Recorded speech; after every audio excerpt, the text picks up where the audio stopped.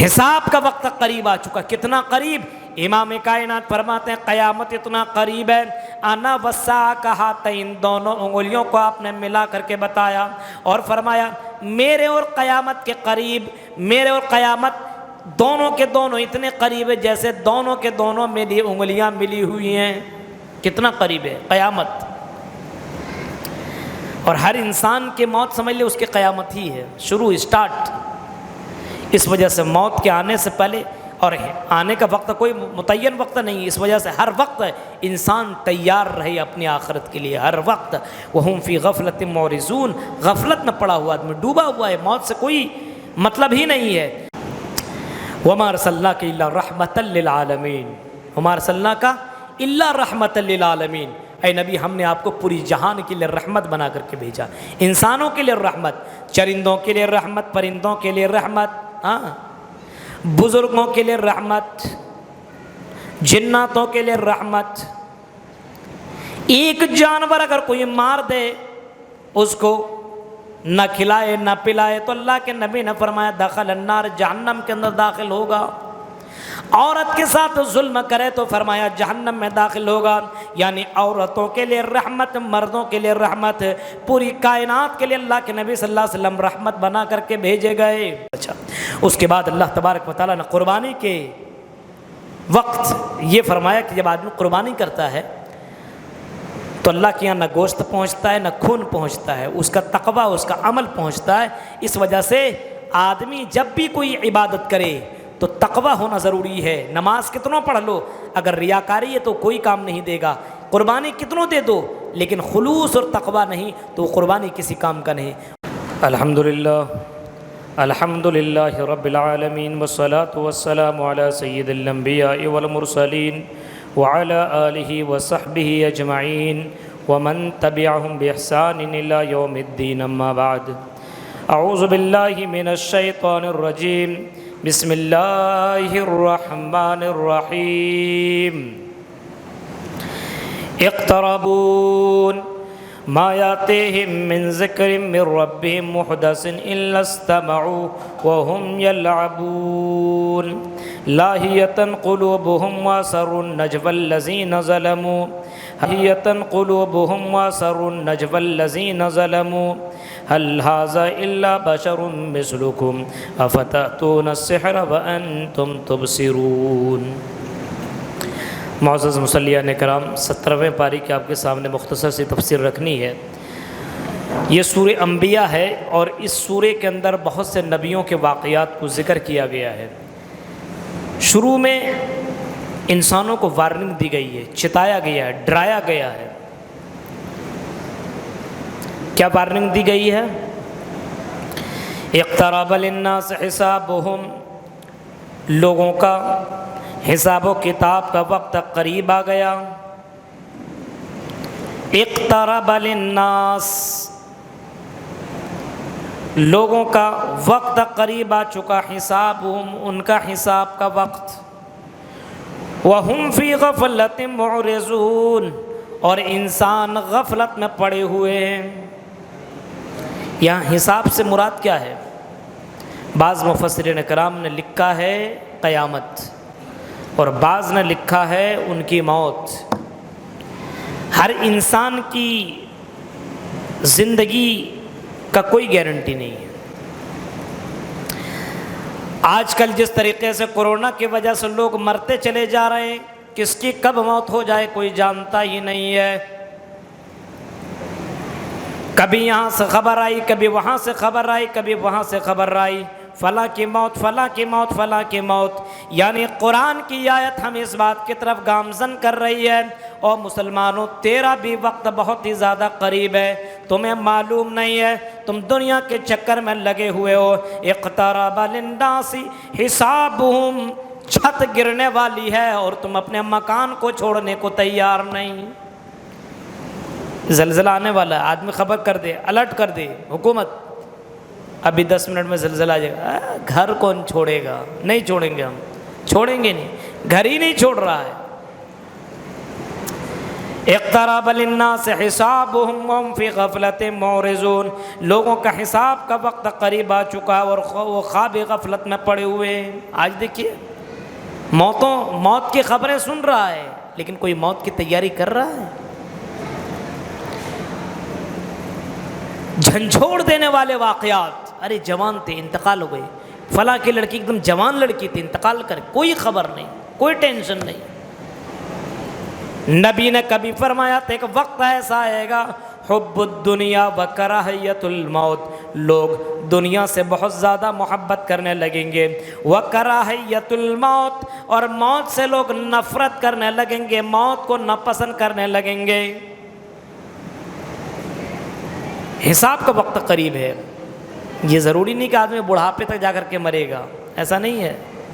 کبھی کبھی آدمی جوان ہی میں چلا جاتا ہے، کبھی کبھی آدمی شادی ہوئی اور بتا رہے تھے کہ 1 مہینہ کے بعد ہی ان کا انتقال ہو گیا، کسی کی خبر ہوئے شادی ہوئی، دلہن کو لے کر کے گاڑی میں جا رہے ہیں، اچانک ایکسیڈنٹ، مر گیا۔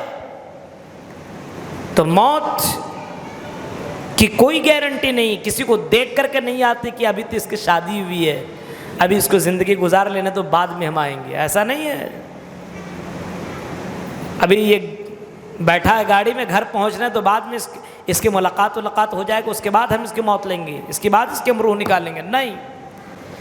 حساب کا وقت قریب آ چکا، کتنا قریب؟ امام کائنات فرماتے ہیں قیامت اتنا قریب ہے، انا والساعہ کہا تین، دونوں انگلیوں کو آپ نے ملا کر کے بتایا اور فرمایا میرے اور قیامت کے قریب، میرے اور قیامت دونوں کے دونوں اتنے قریب ہے جیسے دونوں کے دونوں میری انگلیاں ملی ہوئی ہیں۔ کتنا قریب ہے قیامت، اور ہر انسان کی موت سمجھ لے اس کی قیامت ہی ہے، شروع اسٹارٹ۔ اس وجہ سے موت کے آنے سے پہلے اور آنے کا وقت کوئی متعین وقت نہیں، اس وجہ سے ہر وقت انسان تیار رہے اپنی آخرت کے لیے، ہر وقت۔ وَهُمْ فِي غَفْلَةٍ مُعْرِضُونَ، غفلت میں پڑا ہوا آدمی ڈوبا ہوا ہے، موت سے کوئی مطلب ہی نہیں ہے۔ میرے بھائیوں، کبھی کبھی قبرستان جایا کرو، کبھی اپنے داداؤں کو دیکھا کرو، کبھی کبھی اپنے والدین کو دیکھا کرو، کبھی اپنے گزرے ہوئے بھائیوں کو دیکھا کرو، ان قبروں سے سبق حاصل کرو۔ ہمیں بھی اسی قبر کے اندر جانا ہے، آج نہیں تو کل ہماری موت آئے گی، موت کی کوئی گارنٹی نہیں ہے۔ بڑے بڑے رئیس چودھری امیر دنیا کے اندر رائے، وہ دنیا سے چلے گئے، ہمارے سے بڑے بڑے اچھے لوگ بھی دنیا کے اندر رائے، وہ بھی دنیا سے چلے گئے، ہمیں بھی دنیا سے چلے جانا ہے۔ اسی کا تذکرہ قرآن نے کیا اور وارننگ دے دی ہے، او مسلمانوں، اقترب للناس حسابهم، تمہارا حساب کا وقت قریب آ گیا اور تم غفلت میں پڑے ہوئے ہو، غفلت میں پڑے ہوئے ہو۔ آج انسان بالکل غافل ہے، دنیا میں ڈوبا ہوا ہے، غفلت سے جاگ جائیے۔ اس کے بعد اللہ کے نبی صلی اللہ علیہ وسلم کے بارے میں بتایا، وَمَا أَرْسَلْنَا قَبْلَكَ إِلَّا رِجَالًا نُوحِي إِلَيْهِمْ فَاسْأَلُوا أَهْلَ الذِّكْرِ إِن كُنتُمْ لَا تَعْلَمُونَ وَمَا جَعَلْنَاهُمْ جَسَدًا لَا يَأْكُلُونَ الطَّعَامَ وَمَا كَانُوا خَالِدِينَ۔ کہ نبی محمد صلی اللہ علیہ وسلم آپ سے پہلے جتنے بھی رسول آئے سب مرد تھے، یعنی کوئی عورت، کوئی لیڈی خاتون نبی نہیں بنی ہے، نبی یا کوئی عورت نہیں بنی ہے۔ جتنے بھی دنیا کے اندر نبی رسول پیغمبر بنے وہ سب کے سب مرد تھے، اور ان کی طرف ہم وحی کیا کرتے تھے، فَاسْأَلُوا أَهْلَ الذِّكْرِ إِن كُنتُمْ لَا تَعْلَمُونَ، جاننے والوں سے پوچھ لو، اہل کتاب سے پوچھو، ان کے کتابوں کے اندر باقاعدہ یہ مذکور ہے، وَمَا جَعَلْنَاهُمْ جَسَدًا لَا يَأْكُلُونَ الطَّعَامَ، اور جتنے بھی نبی دنیا کے اندر آئے اس کے لیے ہم نے ایسا باڈی ہی نہیں بنایا تھا کہ وہ نہ کھاتے ہوں، یعنی جتنے بھی نبی آئے سب کھانے والے تھے، پینے والے تھے، شادی بیاہ کرنے والے تھے۔ تو آپ کے بارے میں لوگ مذاق اڑا رہے ہیں تو آپ کو غم کرنے کی ضرورت نہیں ہے۔ آپ کو کہہ رہے کیسا رسول ہے، کھاتا پیتا ہے، انسان بھی ہو سکتا ہے۔ اے نبی، آپ سے پہلے جتنے رسول آئے سب کو تکلیف دی گئی ہے، سب کا مذاق اڑایا گیا ہے، سب کو پریشان کیا گیا ہے۔ اے محمد صلی اللہ علیہ وسلم، آپ کو تسلی دینے کے لیے یہ آیتیں اللہ تبارک و تعالیٰ نے نازل فرمائی کہ آپ کو گھبرانے کی ضرورت نہیں ہے۔ اس کے بعد قرآن کریم کے اندر اس دنیا کے نظام کے تعلق سے اللہ تعالیٰ نے فرمایا، لوگ کہتے ہیں نا 1 نہیں 2، 2 نہیں 4، اور ہندوؤں میں دیکھیں 33,000 کروڑ دیوی دیوتا ہیں، قرآن کہہ رہا ہے نہیں، لو کان فیہما آلہۃ الا اللہ لفسدتا، اگر ایک کے بجائے 2 3 4 5 خدا ہوتے، اگر ایک کے بجائے 2 4 10 خدا ہوتے یا 2 خدا ہوتے تو یہ دنیا، یہ سنسار، یہ درہم برہم ہو جاتا، یہ کائنات ختم ہو جاتا، یہ تباہ و برباد ہو کر کے رہ جاتا۔ کیونکہ ایک ملک میں جب 2 بادشاہ نہیں رہ سکتے تو پوری دنیا کو چلانے والا 2 خدا کیسے ہو سکتا ہے؟ 10 اور 33 کروڑ دیوی اور دیوتا کیسے ہو سکتے ہیں؟ ایک کہتا ہے آج بارش ہوگی، دوسرا چپ آج بارش نہیں ہوگی، آج دھوپ نکلے گی، تیسرا کہتا نہیں آج ہوا چلے گی، چوتھا نہیں آج ٹھنڈی ہوگی۔ یعنی آپس میں یہ خدا لڑ کر کے اس دنیا کو تباہ و برباد کر دیتے۔ اسی کا تذکرہ کیا، لو کان فیہما آلہۃ الا اللہ لفسدتا، اگر ایک سے زیادہ خدا ہوتے تو دنیا تباہ و برباد ہو کر کے رہ جاتی۔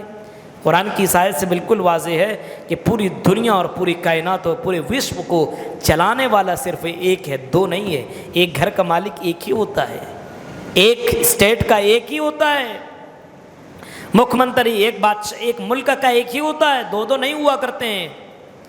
تو پوری دنیا کو چلانے والا ایک ہے، 2 نہیں ہے۔ اسی وجہ سے نظام ذرا دیکھیے، 1 سیکنڈ ادھر ادھر نہیں، سورج کو جب نکلنا تب نکلتا ہے، سورج کو جب ڈوبنا تب ڈوبتا ہے، چاند کو جب نکلنا تب نکلتا ہے، رات و دن اپنے رفتار سے چل رہا ہے، کوئی کمی بیشی نہیں ہے۔ یعنی چلانے والا صرف ایک ہے، ایک سے زیادہ ہوتے تو یہ حالات دنیا کے نہ ہوتے۔ اس کے بعد حضرت ابراہیم علیہ السلام کا واقعہ نقل کیا گیا ہے۔ جوان تھے، اور جوانوں سنو، اللہ تعالیٰ آپ سے بھی کوئی نہ کوئی کام لینے والا ہے۔ جوان تھے حضرت ابراہیم علیہ السلام، باپ کو سمجھایا، یا ابت لم تعبد ما لا يسمع ولا يبصر ولا يغني عنك شيئا، اے میرے ابو جان، اے میرے ابو جان۔ حالانکہ ان کے والد محترم بت بناتے تھے، بت بیچتے تھے، بت ہی کا کاروبار کیا کرتے تھے، لیکن اپنے والد سے بات کرنے کا انداز سیکھے حضرت ابراہیم علیہ السلام سے بات کرنے کا طریقہ، اے میرے ابو جان، اے میرے ابو جان، اے میرے ابو جان، اے میرے ابو جان۔ 16ویں پارہ میں سورہ مریم کے اندر سب ذکر ہے، اے میرے ابو جان آپ ان کی عبادت کیوں کرتے ہیں؟ نہ آپ کی بات کو سن سکتے ہیں، نہ جواب دے سکتے ہیں۔ اے میرے ابو جان نہ یہ ذرہ برابر فائدہ پہنچا سکتے ہیں۔ بار بار ابو جان کہہ کر کے کہہ رہے ہیں، لیکن باپ ماننے کے بجائے اپنے بیٹے کو دھمکی دے رہا ہے، یہاں تک کہ اپنے قوم کے لوگوں سے کہا، اذ قال لأبیہ وقومہ، باپ سے بھی اور قوم والوں سے کہا، ما ھذہ التماثیل التی انتم لہا عاکفون، اے میرے ابو، اے میرے قوم کے لوگوں، ان مورتیوں کے سامنے بیٹھ کر کے تمہیں کیا فائدہ ملنے والا ہے؟ مورتی کے سامنے بیٹھے ہوئے ہو اور ان سے تم مانگ رہے ہو، ان کے سامنے اعتکاف کیے ہوئے ہو۔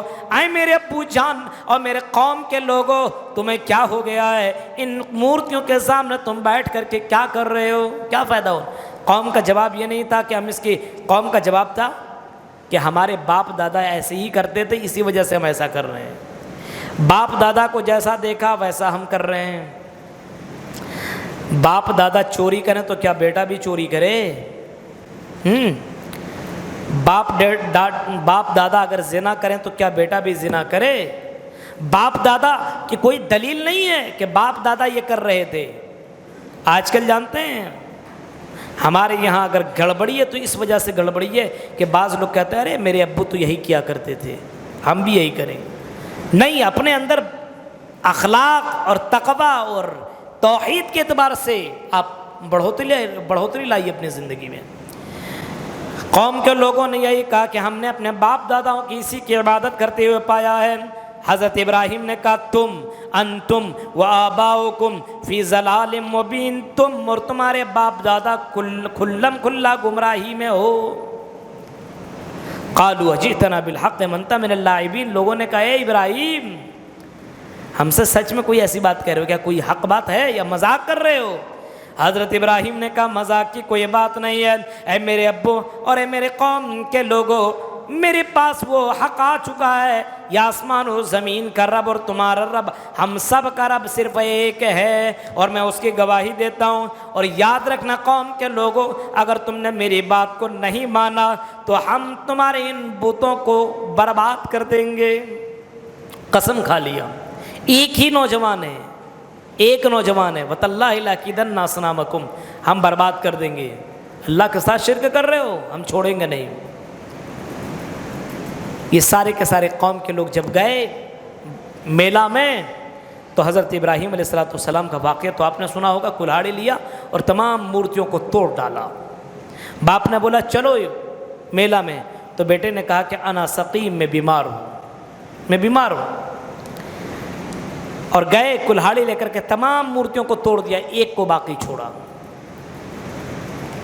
قوم والے آئے، دیکھا ہے کیا مسئلہ ہے، کس نے یہ کام کیا ہے؟ لوگوں نے کہا کہ ایک نوجوان ہے، فتن یذکرہم یقال لہ ابراہیم، اس کا نام ابراہیم ہے، وہی ہمارے مورتیوں کے تعلق سے برا برا کہتا تھا، وہی توڑا ہوگا۔ حضرت ابراہیم کو سب کے بیچ میں لایا گیا۔ دیکھیے عقل ہونا بہت ضروری ہے۔ لایا گیا، اے ابراہیم تم نے توڑا ہے؟ ابراہیم علیہ السلام یہ بھی نہیں کہہ رہے میں نے نہیں توڑا ہے، جھوٹ نہیں، یہ نہیں کہہ رہے ہیں۔ قال بل فعلہ کبیرہم، کہتے ہیں اس کے بڑے نے توڑا ہے، ان مورتیوں کے بڑے نے توڑا۔ دیکھ تو رہے ہو بڑا والا تو باقی ہے، اسی نے توڑا، اس کے بڑے نے توڑا ہے۔ اگر یہ بولتے تو اس سے پوچھ لو، تم اس کی عبادت کر رہے ہو نا، اس سے پوچھو، یہ تو زندہ ہے ابھی، تمہاری نظر میں ٹھیک ٹھاک ہے، پوچھو اس مورتی سے کس نے توڑا ہے۔ کہا کہ ابراہیم تمہیں معلوم ہے یہ مورتی بول نہیں سکتے، پھر تم کیوں کہہ رہے ہو؟ حضرت ابراہیم نے کہا اُفٍّ لَكُمْ وَلِمَا تَعْبُدُونَ مِن دُونِ اللَّهِ، اے میرے قوم کے لوگوں تمہارے پر تف ہے، افسوس ہے، تم ایسے مورتیوں کی عبادت کرتے ہو جو تمہاری باتوں کا جواب تک بھی نہیں دے سکتے۔ لوگوں نے کہا یہ مانے گا نہیں، اسی نے توڑا ہے۔ سوال یہاں پر پیدا یہ ہوتا ہے کہ کیا جھوٹ بولنا جائز ہے؟ حضرت ابراہیم نے یہ کیوں کہا کہ ان کے بڑے نے توڑا ہے، اور وہاں کیوں کہا کہ میں بیمار ہوں، حالانکہ بیمار نہیں تھے؟ صحیح بخاری کے اندر یہ آتا ہے کہ حضرت ابراہیم علیہ السلام نے 3 جگہ توریہ کیا۔ توریہ کا مطلب بولتے ہیں ایسا بات بولنا کہ سامنے والا کچھ اور سمجھے اور آدمی بولنے والا کچھ اور مراد لے۔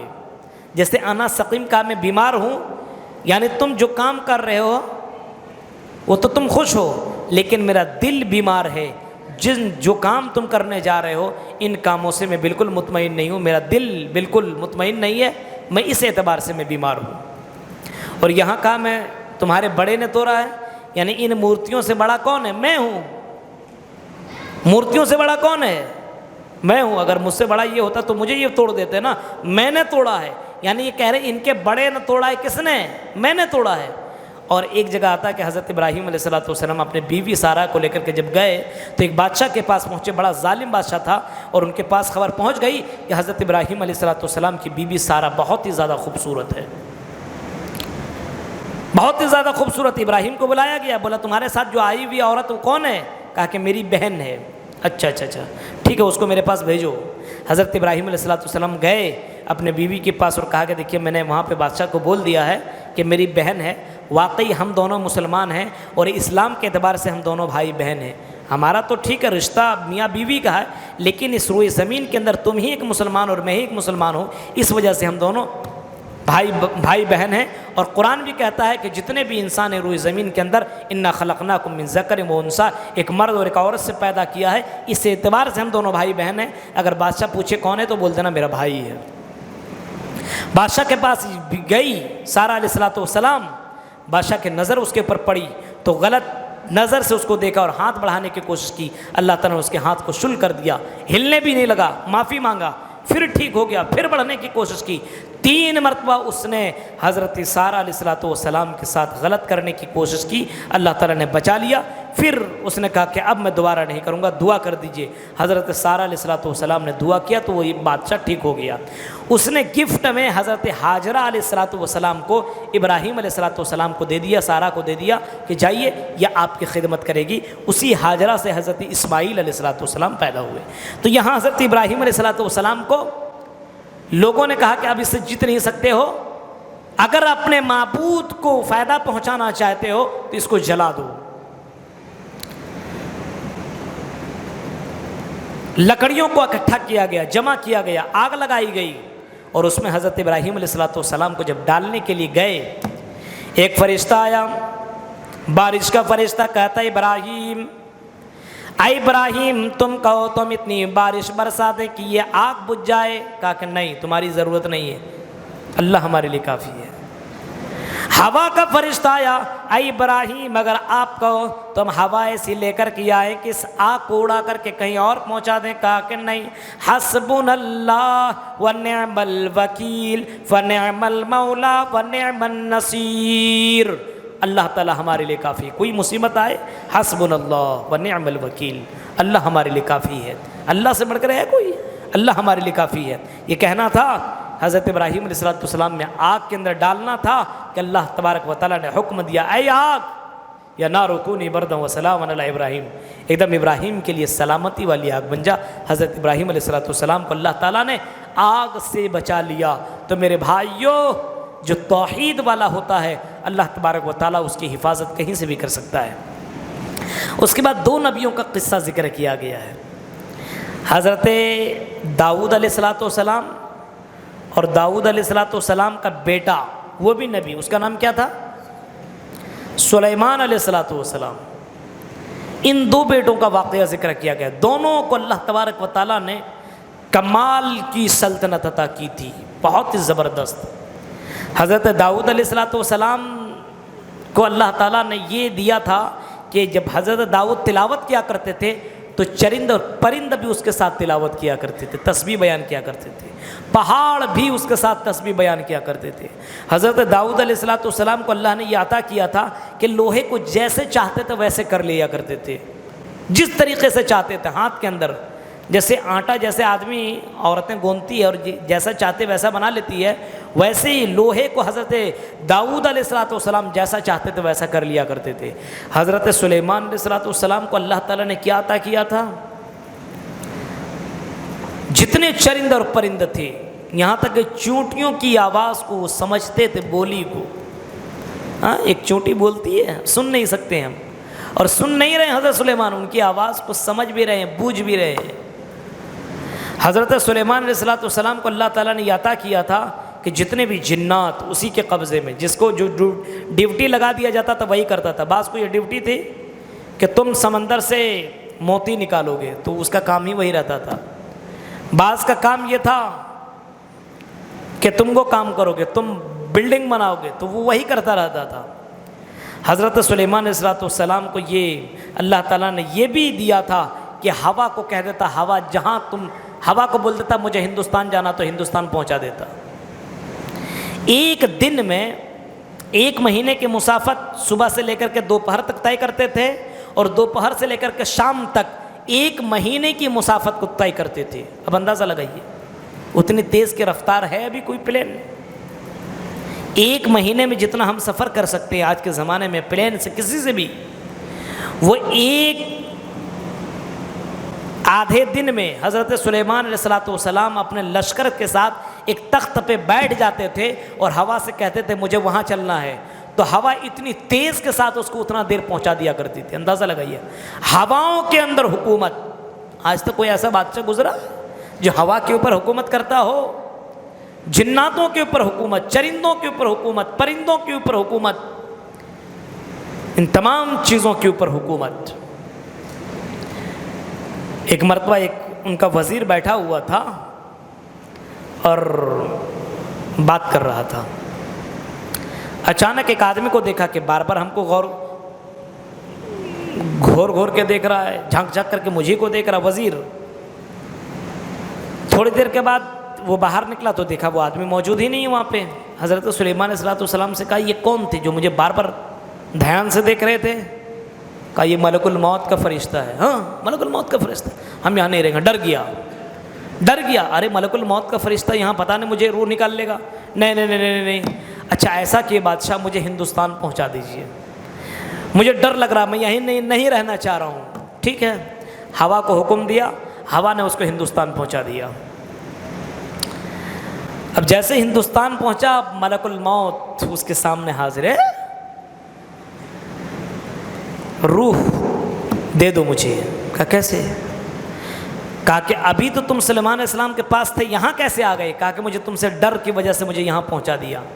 کہا کہ میں یہی سوچ رہا تھا، اللہ تعالیٰ نے تیرا روح نکالنے کا حکم دیا، 2-3 منٹ باقی تھے، تم سلیمان علیہ السلام کے پاس تھے، میں سوچ رہا تھا تمہاری روح ہندوستان کے اندر کیسے نکالوں، تم تو فلسطین کے اندر ہو، حضرت سلیمان علیہ السلام کے پاس ہو، لیکن مجھے یہ معلوم نہیں تھا کہ اللہ تعالیٰ جس کی روح جان نکالنا چاہتا اس کو وہاں پہنچا بھی دیتا ہے۔ پہنچا دیا، روح اس کی نکل گئی، اس کو ملک الموت نے اس کے موت کے گھاٹ اتار دیا۔ تو حضرت سلیمان علیہ السلام کو سمجھداری اور فیصلہ کرنے کا ایک زبردست طریقے سے اللہ تبارک و تعالیٰ نے ان کو عقل دی تھی۔ کبھی کبھی ہوتا ہے نا، بعض لوگ فیصلے کرتے ہیں تو بعض لوگ بہت زیادہ ہوشیار ہوتے ہیں اس معاملے میں، ایک دم بہترین فیصلہ کر لیتے ہیں، آدمی سوچنے میں ارے اتنا اچھا فیصلہ۔ حضرت سلیمان علیہ السلام کے پاس 2 عورت آئی اور دونوں عورتوں کا یہی شکایت تھی کہ یہ بچہ میرا ہے۔ ایک بچہ کو لے کر کے آئی، بولا یہ بچہ میرا ہے۔ بولا کیا ہوا؟ کہا کہ ہم دونوں نہا رہے تھے یا کسی معاملے میں بتایا، اور ہم دونوں نے اپنا بچہ کو رکھ کر کے ہم لوگ غسل کر رہے تھے کہ بھیڑیا آیا اور بچہ لے کر کے چلا گیا۔ بڑی والی کہہ رہی تو تمہارا بچہ لے کر کے گیا، میرا نہیں لے کر کے گیا ہے، اور چھوٹی والی کہہ رہے تھے نہیں یہ میرا بچہ ہے تمہارا نہیں ہے۔ اے داؤد ہمارے لیے فیصلہ کر دیجئے۔ اب کوئی ہوتا ہے نا کہ بات کرنے میں بہت تیز ترار، ہاں بات کرنے میں ایک دم ایسے اس طریقے سے بات کرے گا لگے گا یہی سچ ہے۔ تو بڑی والی عورت بات کرنے میں بہت تیز تھی، تو حضرت داؤد علیہ السلام نے اس کے حق میں فیصلہ سنا دیا۔ دونوں کے دونوں نیچے اترنے لگی۔ حضرت سلیمان نے پوچھا کیا مسئلہ ہے؟ بولا سوال ہو گیا۔ بولا کیا فیصلہ کیا ہے؟ بولا یہ فیصلہ کیا ہے۔ حضرت سلیمان نے کہا میں اس سے بھی اچھا فیصلہ کرتا ہوں، آؤ۔ اس بچے کو لیا اور کہا کہ تم کہہ رہی ہو تمہارا ہے، تم کہہ رہی ہو تمہارا ہے۔ بولا ہاں۔ تلوار نکالی اور کہا میں اس کے 2 ٹکڑے کر دیتا ہوں، ایک ٹکڑا تم لے لو، ایک ٹکڑا تم لے لو۔ بڑی بھی عورت نے کہا ٹھیک ہے ٹھیک ہے ٹھیک ہے، ہم کو ایک ٹکڑا دے دو، اس کو ایک ٹکڑا دے دو۔ چھوٹی نے کہا کہ نہیں مجھے ایک بھی ٹکڑے کی ضرورت نہیں ہے، یہ بچہ اسی کو دے دو، یہ بچہ اسی کو دے دو، مجھے بچے کی ضرورت نہیں ہے۔ حضرت سلیمان نے بچے کو اٹھایا اور چھوٹی عورت کو دے دیا اور کہا یہ بچہ تمہارا ہے، کیونکہ تم چاہ رہے تھے بچہ مرے نہیں زندہ رہے، چاہے اس عورت کے پاس رہے۔ تو حضرت سلیمان علیہ السلام کو فیصلہ کرنے کی سمجھ دیا تھا، اور بھی واقعات ہیں لیکن اس کو یہاں پہ ذکر کرنا مناسب نہیں ہے۔ اس کے بعد وَمَا أَرْسَلْنَاكَ إِلَّا رَحْمَةً لِّلْعَالَمِينَ، وَمَا أَرْسَلْنَاكَ إِلَّا رَحْمَةً لِّلْعَالَمِينَ، اے نبی ہم نے آپ کو پوری جہان کے لیے رحمت بنا کر کے بھیجا، انسانوں کے لیے رحمت، چرندوں کے لیے رحمت، پرندوں کے لیے رحمت، بزرگوں کے لیے رحمت، جناتوں کے لیے رحمت۔ ایک جانور اگر کوئی مار دے اس کو نہ کھلائے نہ پلائے تو اللہ کے نبی نے فرمایا دخل النار، جہنم کے اندر داخل ہوگا۔ عورت کے ساتھ ظلم کرے تو فرمایا جہنم میں داخل ہوگا۔ یعنی عورتوں کے لیے رحمت، مردوں کے لیے رحمت، پوری کائنات کے لیے اللہ کے نبی صلی اللہ علیہ وسلم رحمت بنا کر کے بھیجے گئے۔ واقعات بہت سارے ہیں، وقت کی کمی ہے۔ اس کے بعد سورہ حج شروع ہوتا ہے، سورہ حج کے اندر قیامت کا منظر بیان کیا گیا۔ کتنا ڈینجر منظر ہوگا؟ فرمایا قیامت کا منظر اتنا ڈینجر ہوگا کہ عورتیں اپنے بچے کو، دودھ پینے والے بچے کو چھوڑ دے گی اور بھاگے گی۔ آج کوئی عورت اپنے دودھ پینے والے بچے کو اپنے سے جدا کر سکتی ہے؟ کبھی نہیں کر سکتی ہے۔ جان لے لیجئے لیکن اس بچے سے وہ جدا نہیں ہوگی، نہیں نہیں نہیں، اس بچے کو میں کیسے جدا کر سکتی ہوں؟ فرمایا اتنا ڈینجر منظر ہوگا، اتنا ڈینجر منظر ہوگا۔ وتضع كل ذات حمل حملها وترى الناس سكارى يوم ترونها تذهل كل مرضعة عما أرضعت وتضع كل ذات حمل حملها وترى الناس سكارى. فرمایا قیامت کا منظر اتنا ڈینجر ہوگا کہ ہر دودھ پلانے والی عورت، ہر دودھ پلانے والی مائیں اپنے بچے کو چھوڑ دے گی، اور ہر کوئی ایسا نظر آئے گا اپنا حمل ضائع کر دے گی، گرا دے گی. لوگ تمہیں نشے میں نظر آئیں گے لیکن یہ نشہ نہیں ہوگا، اللہ کا بہت ہی ڈینجر عذاب ہوگا. اور اتنا ڈینجر عذاب ہوگا وَلَكِنَّ عَذَابَ اللَّهِ شَدِيدٌ، بہت ہی خطرناک عذاب. اس کے بعد انسان کی پیدائش کیسے کیسے ہوتی ہے ہم 18 پارے میں کل بتائیں گے. اس کے بعد جہنم کا منظر کھینچا گیا، تھوڑا سا دیکھیے، منظر دیکھیے. آج ہم اور آپ کپڑا خریدنے کے لیے جاتے ہیں نا، اتنا میٹر دے دو، اتنا میٹر دے دو، اتنا میٹر دے دو. فرمایا هذان خصمان اختصموا في ربهم فالذين كفروا قطعت لهم ثياب من نار. جہنم کا منظر اتنا ڈینجر ہے. فرمایا کہ کل قیامت کے دن جب جہنمیوں کو جہنم کے اندر ڈالا جائے گا تو جہنمیوں کو جہنم کے اندر آگ کا کپڑا پہنایا جائے گا. آگ کا کپڑا. اب یہ صرف سوچ سکتے ہیں آگ کا کپڑا کیسے ہوگا. حدیث میں آتا ہے جو گنہگار ہوتا ہے قبر کے اندر اس کو آگ بچھا دی جاتی ہے اور آگ کا اوڑھنا اڑا دیا جاتا ہے، بستر بھی آگ کا، کمبل بھی آگ کا، یعنی آگ کے اندر انسان جھلستا ہے. پھر فرمایا یصب من فوق رؤوسہم الحمیم، اس کے سر کے اوپر فرشتوں سے کہا جائے گا ان جہنمیوں کے سر کے اوپر گرم پانی ڈالتے چلے جاؤ، کھولتا پانی ڈالو. گرم پانی ہاتھ ڈال سکتے ہیں؟ نہیں ڈال سکتے. جہنم کا منظر دیکھو، جہنم کا منظر دیکھو. فرمایا جہنم کے اندر آگ میں بھی آدمی تڑپ رہا ہوگا، جل رہا ہوگا، اور اس کے سر کے اندر گرم کھولتا ہوا پانی ڈالا جائے گا.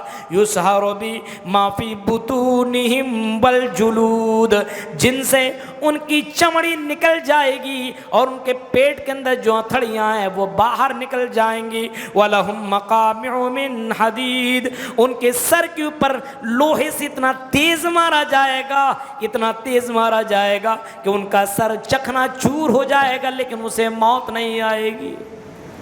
یہ جہنم کا منظر اللہ نے کھینچا ہے. اللہ ہم سب کو جہنم کے عذاب سے بچائے. اتنا ڈینجر منظر ہے کہ اس منظر کے اوپر بحث کیا جائے اور جہنم کے وہ واقعات اگر رکھ دیا جائے تو میرے بھائیو کھانا اندر نہیں جائے گا. اللہ کے نبی صلی اللہ علیہ وسلم اکثر دعا کرتے تھے اللہم اجرنی من النار، اللہم اجرنی من النار، اللہم اجرنی. یا اللہ ہم سب کو عذاب جہنم سے بچا. اس کے بعد اللہ تبارک و تعالیٰ نے قربانی کے وقت یہ فرمایا کہ جب آدمی قربانی کرتا ہے تو اللہ کے یہاں نہ گوشت پہنچتا ہے نہ خون پہنچتا ہے، اس کا تقویٰ، اس کا عمل پہنچتا ہے. اس وجہ سے آدمی جب بھی کوئی عبادت کرے تو تقویٰ ہونا ضروری ہے. نماز کتنوں پڑھ لو اگر ریاکاری ہے تو کوئی کام نہیں دے گا.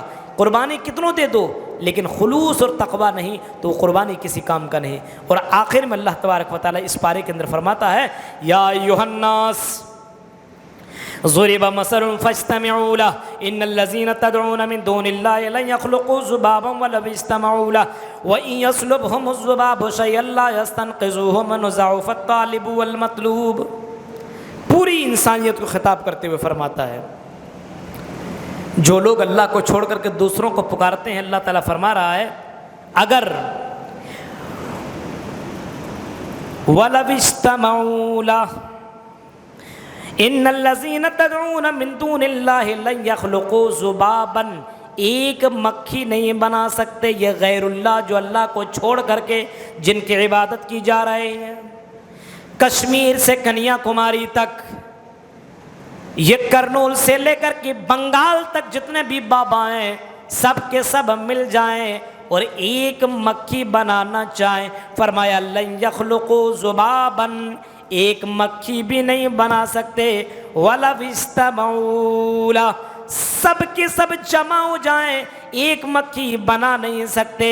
وَيَسْلُبْهُمُ الذُّبَابُ شَيْئًا لَا يَسْتَنْقِذُوهُ مِنْهُ, مکھی بنانے کی دور کی بات ہے, اگر یہ مکھی ان کے معبودوں سے کچھ مٹھائیاں لے کر کے بھاگنے لگیں, یعنی یہ مکھیاں ان معبودوں کے سامنے جو چڑھاوا چڑھایا جاتا ہے ان مٹھائیوں کو, ان چڑھاوے کو لے کر کے بھاگنے لگیں, تو یہ معبود اتنا مجبور ہیں, اتنا مجبور ہیں, ان مکھیوں کو روکنے کی طاقت بھی ان معبودوں کے پاس نہیں ہے. فرمایا ضعف الطالب والمطلوب, مانگنے والا بھی کمزور, جس سے مانگا جا رہا وہ بھی کمزور, یعنی کمزور کمزور سے مانگ رہا ہے انسان بھی کمزور, اور یہ قبر والا بھی کمزور کمزور کمزور سے مانگ رہا ہے. فرمایا اے انسانوں مانگو اس سے جو سب سے بڑا غنی ہے, سب سے بڑا مالدار ہے, جو سمندر کی گہرائیوں میں پکارنے والے کی آواز کو بھی سنتا ہے. اس اللہ کو پکارو, چاہے تم دل میں پکارو تب بھی وہ اللہ تمہاری آواز کو سنتا ہے. وہ کمزور نہیں ہے, کائنات والا کمزور ہو سکتا ہے لیکن اللہ تبارک و تعالی ذرہ برابر کمزور نہیں. یہ کہہ کر کے تمام معبود کی کمزوری کو اللہ تعالیٰ نے ظاہر کر دیا ہے. تو میرے بھائیوں, یہ 17ویں پاری کی مختصر سی تفسیر تھی. اللہ رب العالمین سے دعا ہے کہ اللہ رب العالمین ہم جميع مسلمانوں کو قرآن کی آیات کے اوپر غور و فکر کرنے کے ساتھ ساتھ آیتوں کے اوپر ہمیں عمل کرنے کے اللہ توفیق عطا فرمائے, آمین. الہ العالمین. یہ رمضان بڑی تیزی کے ساتھ گزر رہا ہے, اللہ اس رمضان کے مہینے میں ہمیں زیادہ سے زیادہ عبادات کرنے کے اللہ توفیق عطا فرما.